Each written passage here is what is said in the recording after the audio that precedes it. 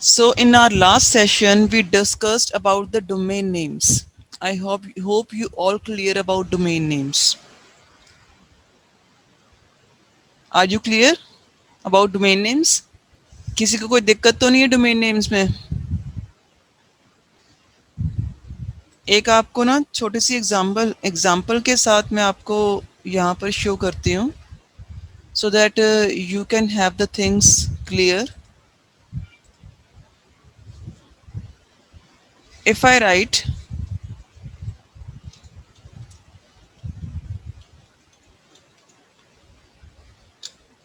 so in this thing,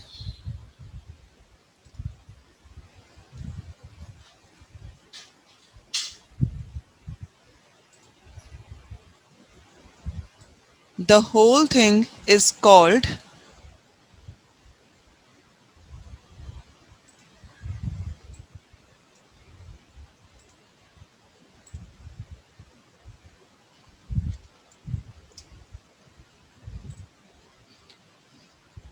इस सारी चीज को इस पूरे चीज को हम क्या बोलेंगे? URL. URL की फुल फॉर्म पता है आपको? First of all tell me, am I audible to everyone? Yes, ma'am. Yes, ma'am. Okay, so tell me the full form of URL.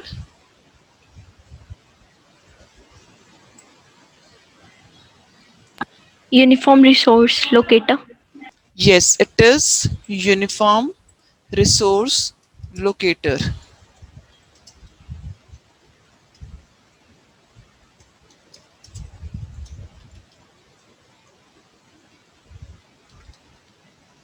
सो बच्चे, जब भी हम वेबसाइट के ऊपर इसका ये प्रॉपर पूरा एड्रेस स्पेसिफाई करते हैं उसको हम क्या बोलते हैं? Uniform resource locator. इसमें से इतना पोर्शन जो होता है, ओनली दिस वन,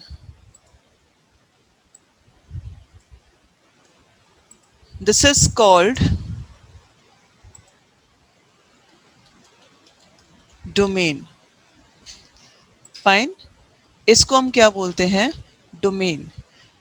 आपके सिस्टम्स की तरह हर वेबसाइट का भी एक आईपी एड्रेस होता है. When you are going to register your website and after the registration a unique number is assigned to your website and वो नंबर जो होता है उसको हम आईपी एड्रेस बोलते हैं, बिल्कुल हमारे कंप्यूटर के आईपी एड्रेस की तरह ही. ठीक है. जब हमने किसी वेबसाइट के लिए रिक्वेस्ट करनी होती है तो सर्वर जो होता है वो हमेशा उस आईपी एड्रेस के थ्रू ही वेबसाइट को सर्च करता है. उसको उसके नेम से कोई मतलब नहीं होता जो वर्चुअल नेम यहाँ पर रखा होता है. ठीक है. ये वर्चुअल नेम जो होता है जिसको हम यहाँ पर इस चीज को यूनिक नेम जो हम डोमेन नेम बोल रहे हैं, ये हमारी कन्वेंस लिए रखा होता है ताकि हम वेबसाइट्स के नेम को इजीली आइडेंटिफाई कर सके, वेबसाइट्स को आइडेंटिफाई कर सके. इसलिए हमारे पास ये डोमेन होता है. ठीक है. एंड टाइप ऑफ डोमेन, ये डॉट कॉम, ये मैंने लास्ट टाइम आपको बताया था कि dot com is for commercial. That means कि the website is having dot com, that website is meant for earning. Fine. So this is what, ये हमारे पास क्या है? ये टाइप ऑफ डोमेन, मतलब जिसको हम डिफरेंट डिफरेंट लेवल्स के डोमेन में हम डिफाइन करते हैं कि किस लेवल का डोमेन है ये जो नेम है ये हमारा यूनिक होना चाहिए. जैसे यहाँ पर YouTube है, थ्रू आउट इंटरनेट इस YouTube का नाम कहीं पर भी किसी और वेबसाइट के लिए नहीं यूज हुआ होगा. थोड़ा बहुत डिफरेंस होगा आगे पीछे, कोई किसी ने 1 लगा दिया, किसी ने 2 लगा दिया, किसी ने हल्का सा चेंज कर दिया, किसी ने YOU की जगह पर U लगा दिया.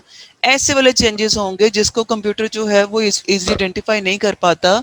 तो मतलब ऐसे चेंजेस होंगे, बट एग्जैक्टली ये नेम जो है वो किसी भी और वेबसाइट का नहीं होगा. सो दैट इज वाई जो डोमेन नेम होता है वो यूनिक होता है और इसके पीछे छुपा होता है उसका आईपी एड्रेस. एक हमारे पास सर्वर होता है, एक होता है हमारे पास क्लाइंट, और एक होता है यहां पर हमारे पास क्लाइंट. ये सर्वर जो होता है ये क्लाइंट के साथ सबसे पहले क्या होता है? क्लाइंट सर्वर को रिक्वेस्ट सेंड करता है. ठीक है.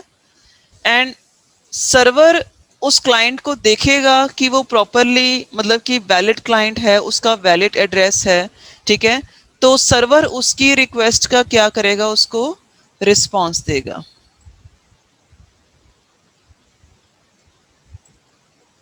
फाइन। सर्वर उसकी रिक्वेस्ट का उसको रिस्पॉन्स देगा। पहले क्लाइंट क्या करेगा, पहले क्लाइंट करेगा request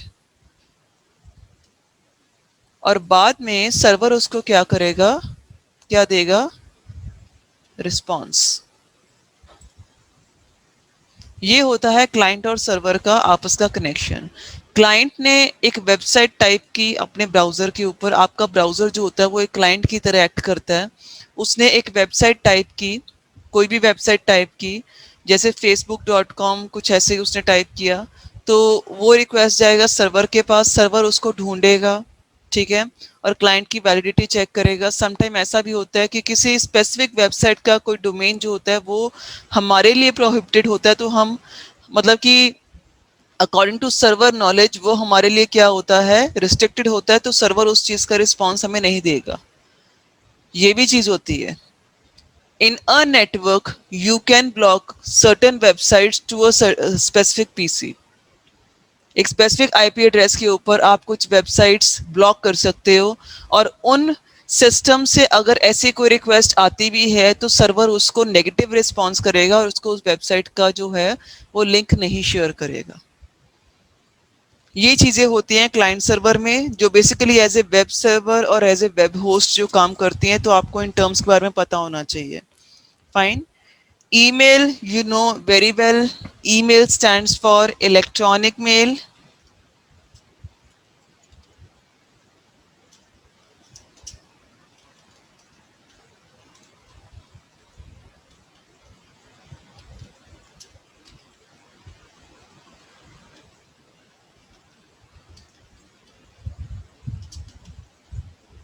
as I told you earlier कि हमने कुछ भी कोई मैसेज इधर से उधर सेंड करना है तो obviously we are using this kind of method email, जिसमें हमारे पास कुछ फीचर्स होते हैं ईमेल के जो हम फॉलो अप करते हैं। एक तो email is a reliable one, हमारी ईमेल दूसरी जगह पर चली जाती है, ये हमें रिस्पॉन्ड आ जाता है, ठीक है, मतलब ऑटोमेटिक और डिफॉल्ट रिप्लाई होता है मैसेजेस का। कई बार ये ऐसा होता है कि बीच में हमारी मेल अटक गई है तो हमें उसका प्रॉम्प्ट रिस्पॉन्ड मिल जाएगा, भाई मेलर डैमन फेलर, ऐसा वाला जो है वो हमें रिस्पॉन्स मिल जाएगा कि हमारी मेल जो है ड्यू टू सम रीजन, या तो कंजेशन की वजह से, या फिर ट्रैफिक की वजह से, ठीक है, कोलिजन की वजह से, या सम टाइम हमारा मेल एड्रेस ही गलत होता है उसकी वजह से एग्जिस्ट नहीं करता, जिसकी वजह से हमारा मेल जो है वो नहीं पहुंच रहा, तो हमें उसका प्रॉम्प्ट रिस्पॉन्स जो है वो मिल जाता है। फाइन। दूसरा होता है कि auto forward and redirection of the message, we can forward any message to any other person. एक बना बनाया मैसेज जो मुझे आया है मैं उसको किसी भी और को फॉरवर्ड कर सकती हूँ।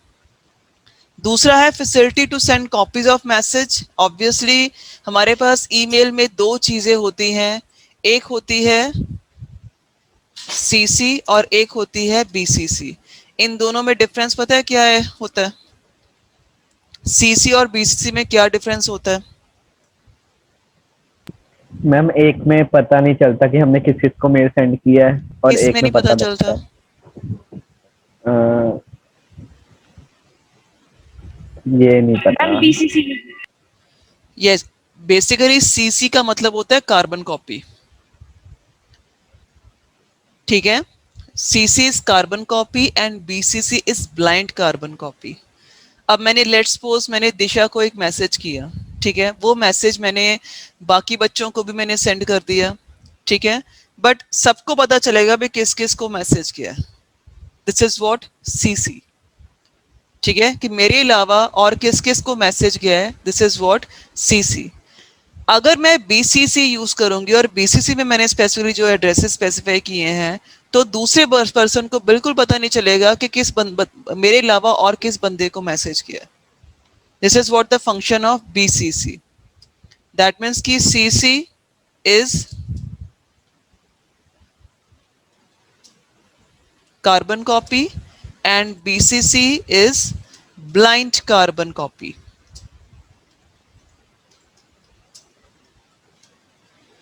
बीसीसी में किसी को नहीं पता चलता बिकॉज इट्स ब्लाइंड, किसी को नहीं पता चलता कि किसको मैसेज गया और किसको नहीं गया। फाइन। तो ये फीचर होता है हमारा ईमेल में कि हम मतलब कि किस किस पर्सन को सेंड करना है, हमने दिखाना है नहीं दिखाना, ये depends. And automatic filling and retrieval of messages, obviously हमें मैसेज रिट्रीव हो रहे हैं, ठीक है। एंड उसमें हम अपना एक फॉर्मेट डिसाइड करके चल सकते हैं। जैसे लेट्स सपोज कि अगर मैंने कोई ऑफिशियल मैसेज ड्राफ्ट करना है, मैं चाहती हूँ कि मुझे हर बार विद रिगार्ड्स ना लिखना पड़े या रिस्पेक्टेड मैम और सर ना लिखना पड़े।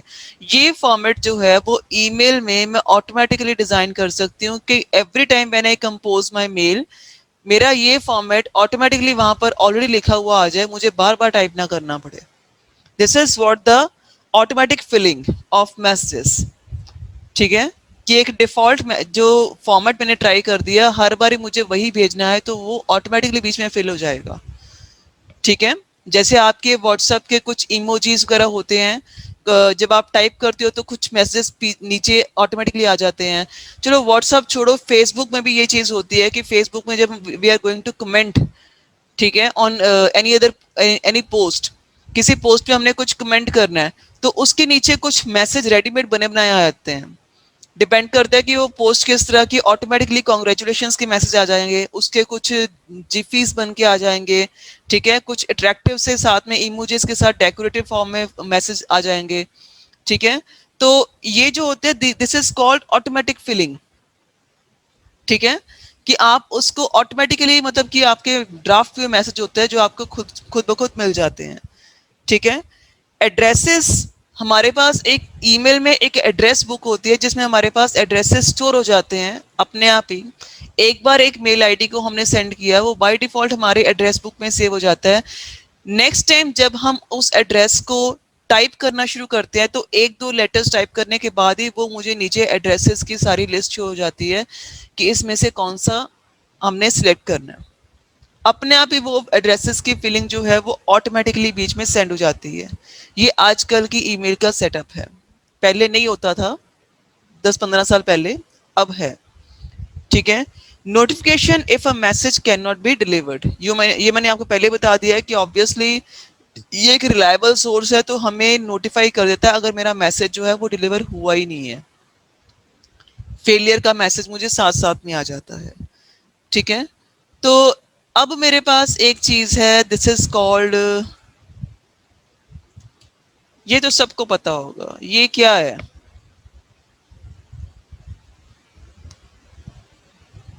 इसको आज से 10 साल पहले हम ये बोलते थे। इसकी फुल फॉर्म क्या है? यस। एसएमएस का ही रिफाइंड फॉर्म है चैट, बट एसएमएस की फुल फॉर्म क्या है? नहीं पता? मैसेजिंग सर्विस होता है कुछ, ये इट्स ए ऐप नहीं शॉर्ट पता। मैसेज सर्विस बेटा, Short message. It's a short message service. मतलब छोटे छोटे मैसेज जो है वो हमें मतलब कि उसकी सर्विस जो होती है। एंड चैटिंग जो होती है वो ईमेल से काफ़ी डिफरेंट होती है, क्योंकि इसमें हम प्रॉम्प्टली इंस्टेंटली मैसेज जो है वो सेंड भी कर सकते हैं, रिसीव भी कर सकते हैं। मतलब एक ही टाइम पे टू वे कम्युनिकेशन इसमें चल सकता है इन केस ऑफ चैट, ठीक है। एंड ऑब्वियसली इंटरनेट तो चाहिए ही चाहिए होता है। ईमेल में हम एक लेटर की तरह हम मैसेज सेंड करते हैं, ठीक है, और उसका मतलब पर्सन को रिसीव हुआ, उसके इनबॉक्स में चला गया, ठीक है।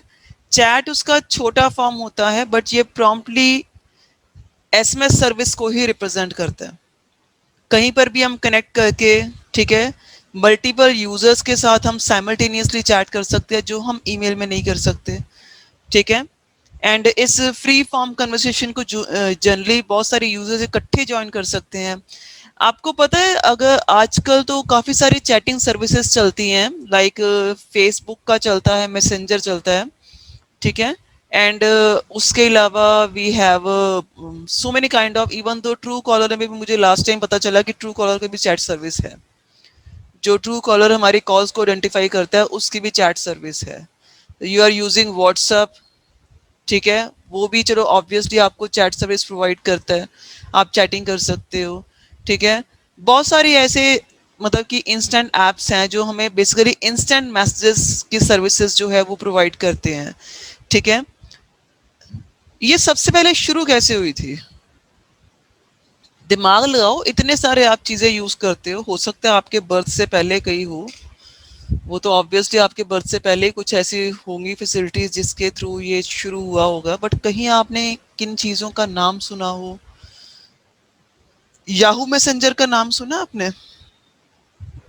Yes ma'am. याहू मैसेंजर बहुत टाइम पहले, मतलब तकरीबन 20 साल पहले जब शुरू हुआ था, तो इतना ज़्यादा मतलब कि चला था याहू मैसेंजर। एंड क्योंकि उस टाइम पे नया नया था एंड लोगों को एक मतलब कि एक नई चीज़ मिली थी कि इसमें हम चैट रूम्स जनरेट कर सकते हैं, इसमें हम मैसेज कर सकते हैं, मतलब एक चैट रूम में ज्वाइन करके या फिर कहीं से भी कोई भी मतलब कि चैट फ्रेंड्स अपने जो है वो बना लेते थे। नॉट लाइक फेसबुक की अपना पर्सनल प्रोफाइल है उसमें सिर्फ सिलेक्टेड फ्रेंड्स आ रहे हैं इन ऑल दैट, नहीं, याहू मैसेंजर में खुली दावत थी सबको। ठीक है, एंड बहुत सारी और भी चीज़ें थी उसमें। And before Facebook we had a social media site which was called Orkut. नाम सुना हुआ ऑर्कुट का आपने?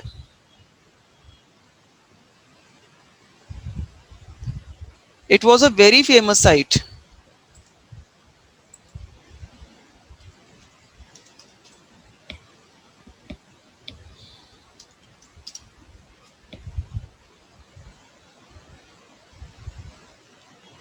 ये फेसबुक से पहले चलती थी and this was the first social networking website जिसमें हम अपने प्रोफाइल जनरेट करते थे, टेस्टिमोनियल्स जनरेट करते थे।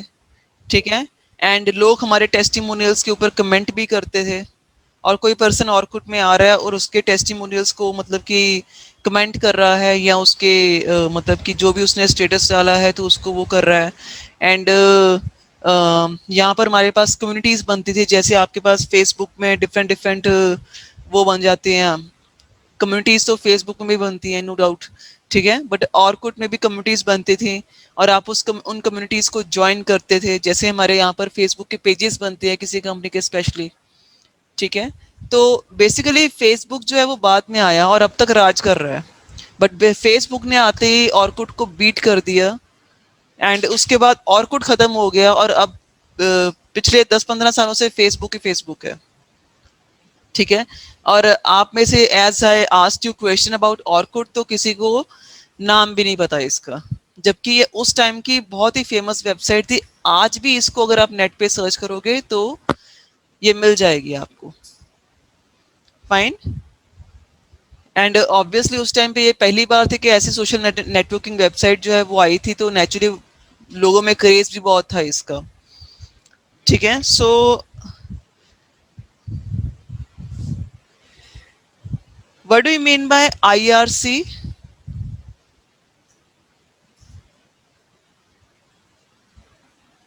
IRC is Internet Relay Chat.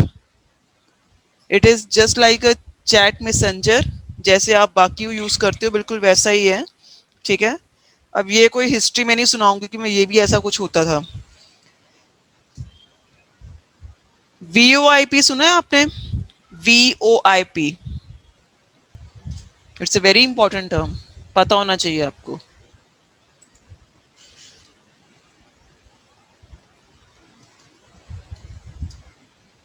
ऐसे लिखते हैं।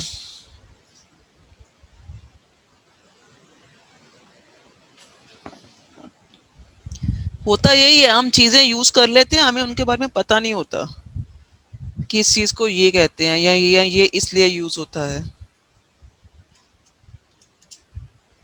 It is voice over internet protocol.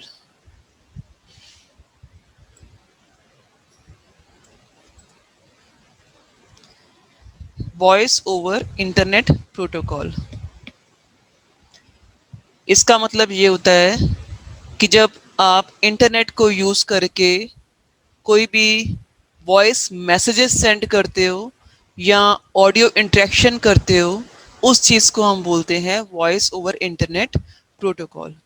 मतलब नॉर्मल जो टेलीफोन लाइन की हमारे पास जो ऑडियो इंटरेक्शन होती है वो इसमें नहीं होती। उसका रीज़न ये होता है कि वो एनालॉग सिग्नल यूज़ करती है। एंड जनरली आप एक नॉर्मल फ़ोन कॉल जो आप फ़ोन के थ्रू नॉर्मल फ़ोन कॉल करो उसमें, और एक व्हाट्सअप की कॉल में अगर आप डिफरेंस देखो तो वॉइस का डिफरेंस होता है उसमें। क्योंकि जो व्हाट्सअप कॉल होती है वो आपकी होती है इंटरनेट बेस्ड, और जो आपकी नॉर्मल कॉल होती है वो आपकी नॉर्मल फ़ोन की फैसिलिटी की होती है। ठीक है, जो आपको फ़ोन फैसिलिटेट कर रहा है। Fine.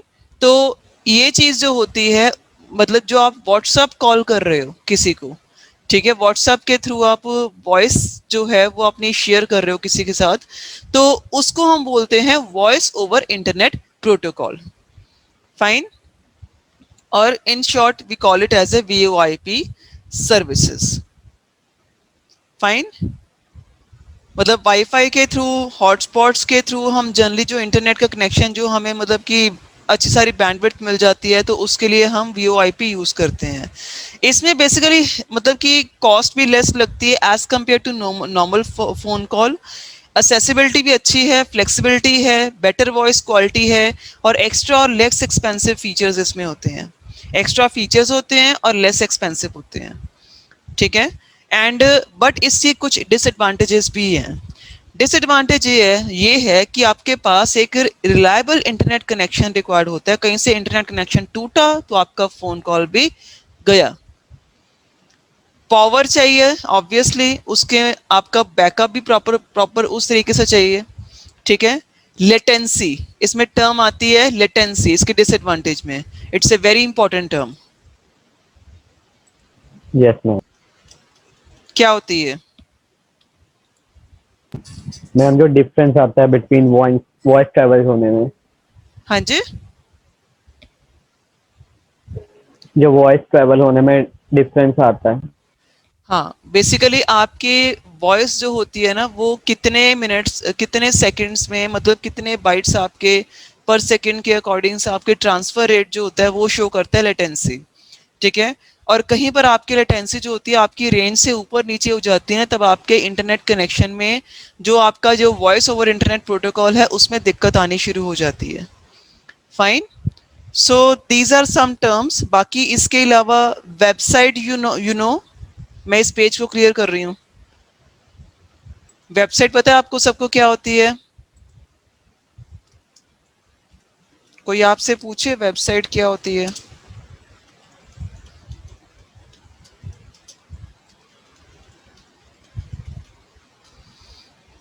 It's a collection of web pages. Simple सा आंसर था, जिसमें हमारे पास इमेजेस, ऑडियो, वीडियो और बहुत सारी डिजिटल चीज़ें होती हैं जो आपस में लिंक्ड होती हैं, and they collectively form a website. और जनरली हमारी जो वेबसाइट होती है उसका बेस होता है हमारा HTML,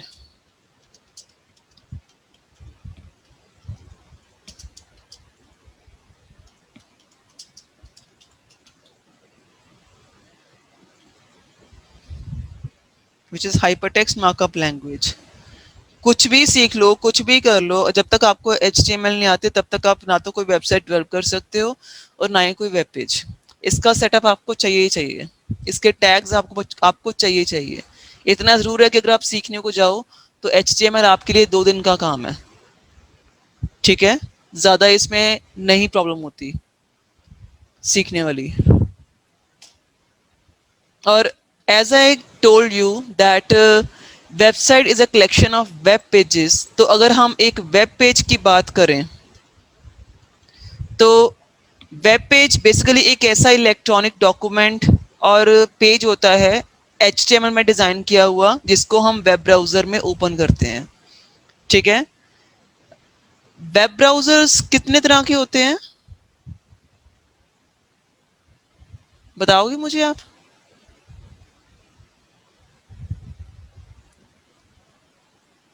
वेब ब्राउज़र्स के नेम?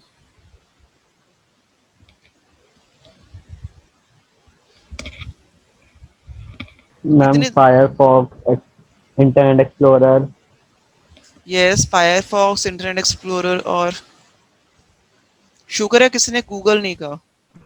सफारी, सफारी किसके लिए यूज होता है? iOS, एप्पल सिस्टम्स के लिए। Yes opera ma'am, mini, yes, UC. एक वेब ब्राउज़र एक वेब पेज को चलाने के लिए होता है, तो हम ऑब्वियसली वेब पेजेस को चलाने के लिए हम वेब ब्राउज़र्स ही यूज़ करते हैं। और जो आपके वेब ब्राउज़र्स होते हैं वो एज ए क्लाइंट की तरह एक्ट करते हैं। और जब हम वेब पेज की बात करते हैं तो वेब पेज हमारे पास दो तरह के होते हैं, one is static and one is dynamic. Static web pages जो सिर्फ और सिर्फ आपको इंफॉर्मेशन दे रहे हैं, उसमें आप कुछ भी नहीं कर रहे हो, ठीक है, एंड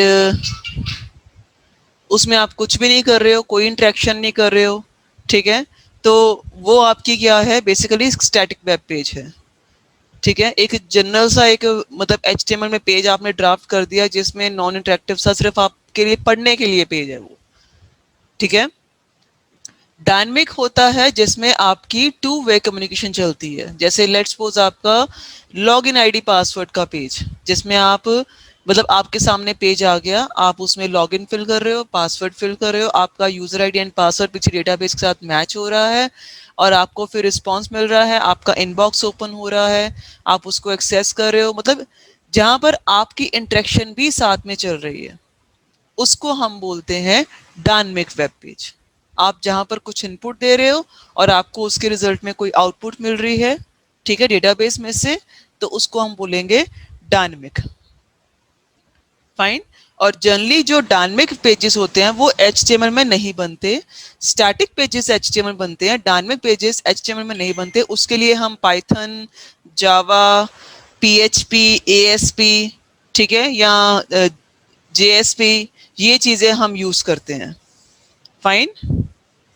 अब आपका नेटवर्क्स का चैप्टर जो है वो तो ऑलमोस्ट कवर है, ठीक है, उसमें अब कुछ भी नहीं बचा, मैंने आपको करवा दिया सारा, वेब सर्वर, वेब होस्ट वगैरह ये सारा आपको मैंने डिस्कस किया है, ठीक है। इसमें से अगर आपको कोई दिक्कत है तो आप पूछ सकते हो। बाकी आपके यहाँ पर कुछ ब्राउजर्स की उन्होंने सेटिंग्स दी हुई हैं कि आप उन ब्राउजर्स में नोटिफिकेशन रिक्वेस्ट को कैसे ब्लॉक कर सकते हो, या फिर मतलब कि पासवर्ड्स कैसे रिव्यू कर सकते हो, मतलब वो चीज़ें जो है उन्होंने कुछ सेटिंग्स दी हुई है, मैं आपको पोस्ट कर दूंगी क्लिक करके, ठीक है, क्योंकि ये बोल के बताऊंगी तो समझ नहीं आएगा, आप खुद पढ़ लेना इसको, ठीक है। एंड एड ऑन्स पता है क्या होते हैं? क्या ma'am? Add ons,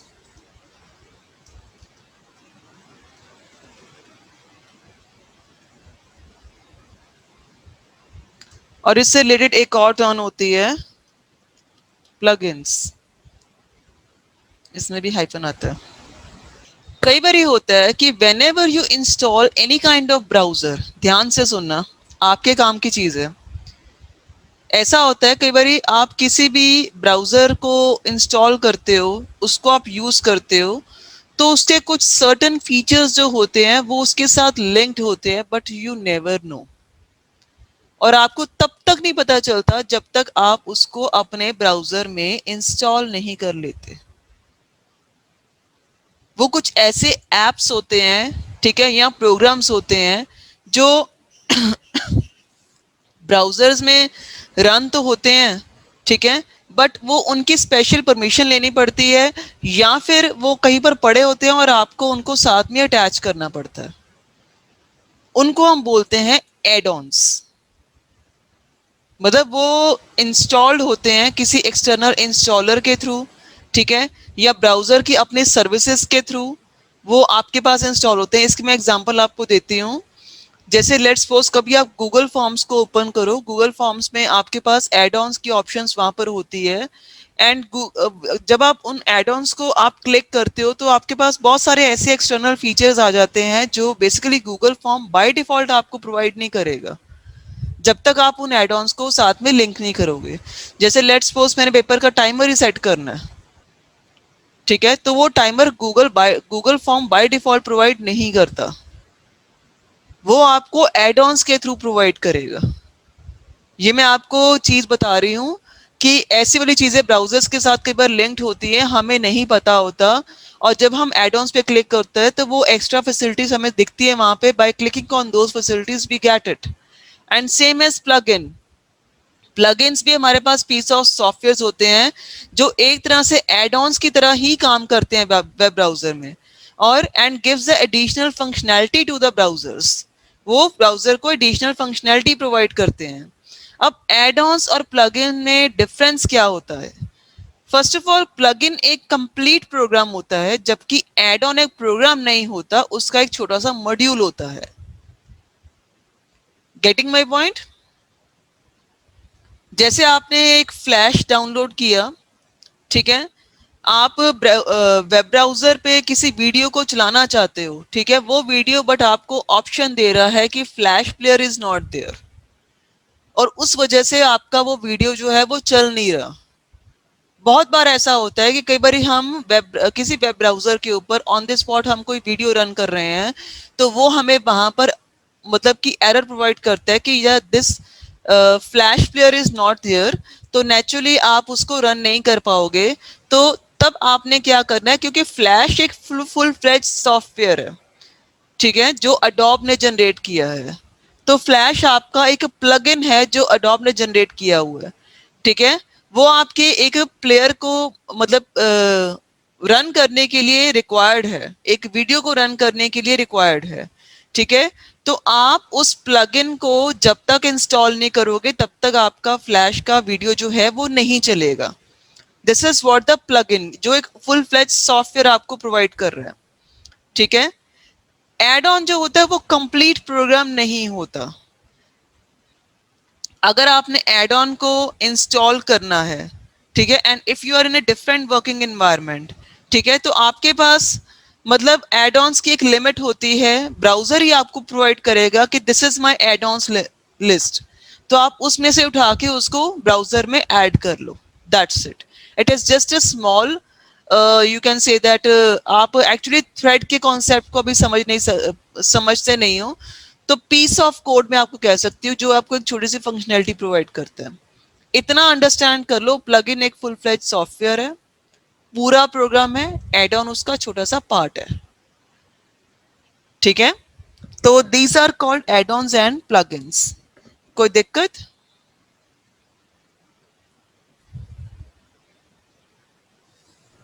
ma'am web page में जो स्टैटिक और डायनामिक है उनमें डिफरेंस बता दो। वेब पेज में स्टैटिक और डायनेमिक, ओके। पहली चीज तो ये अंडरस्टैंड कर लो, जो स्टैटिक होते हैं they are made in HTML, ये याद रखना। Static pages are made in HTML।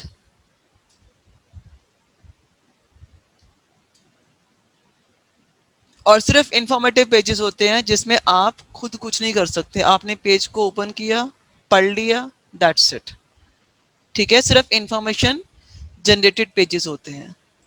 Dynamic pages they are made in ASP,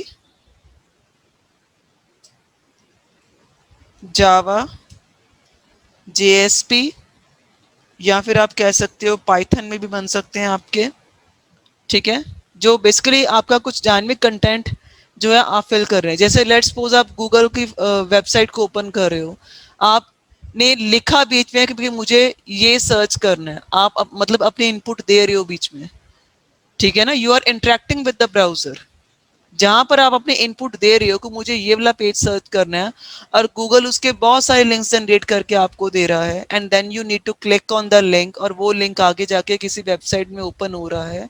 तो ये सारा प्रोसेस क्या है कि आपकी तरफ से इनपुट जा रहा है तो आगे वो काम कर रहा है। सो दिस इज व्हाट डायनेमिक, ये होता है डायनेमिक, जो आपकी इंटरेक्शन के साथ चलता है। फाइन? और कुछ? Yes ma'am. और कुछ पूछना है? No ma'am. कुकी क्या होती है? मैम थर्ड पार्टी वो साइट मतलब